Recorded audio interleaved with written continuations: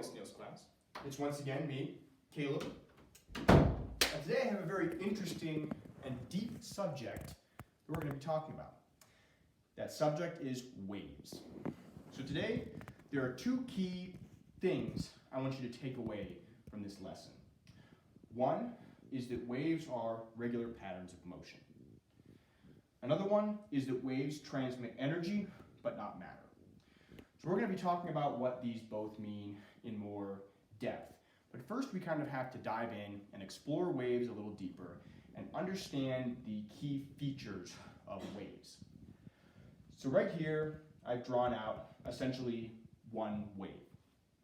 And the two key things we need to know about a wave is its amplitude and its wavelength. And these are two very important pieces of information. So as you can tell by the picture I've drawn, the amplitude is the distance from this midline, which cuts the wave in half, to the highest point on the wave. And this is what we call the crest of the wave right here. So from the midline to the crest, this distance is denoted as the amplitude. The distance from the start of the wave to the end of the wave is called the wavelength. Now the wavelength can actually be measured from two corresponding points on any given wave. So if I were to extend this wave out, then the wavelength would also be the distance from this crest to this crest. We can also denote that as the wavelength. So the wavelength is the distance between two corresponding points on the wave. From crest to crest, from trough, this is the trough down here at the very bottom, from trough to trough, or from midpoint to midpoint. This right here is not the wavelength. This is the wavelength. The wavelength is a fixed quantity. Okay, so let's go into this right here. Waves are regular patterns of motion. And one thing we can use to understand this is the idea of dropping stones in a lake or a body of water.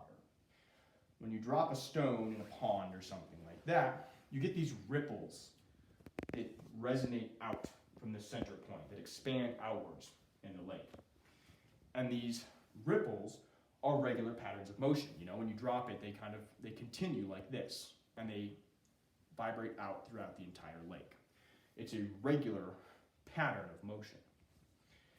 You can also think of when you pluck a guitar string.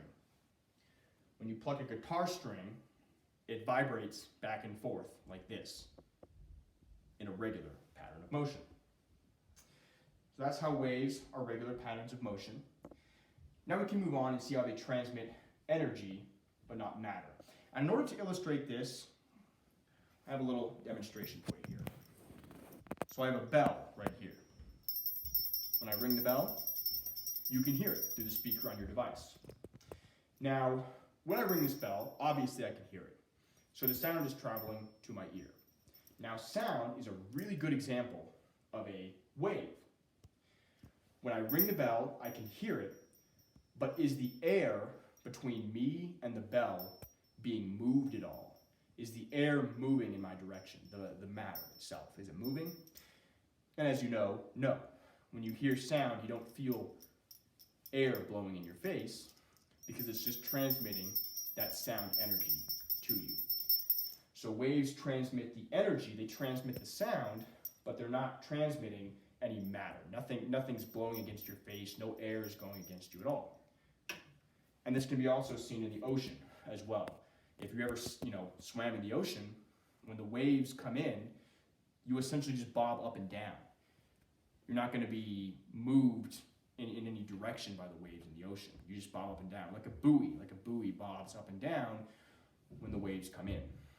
But the buoy doesn't move side to side. So, the two key things I want you to take away from this today, we already talked about. Waves are regular patterns of motion, and this can be seen when you drop a stone in the lake and the ripples extend outwards from the point which you dropped the stone in. It's a regular pattern that's continuing outwards.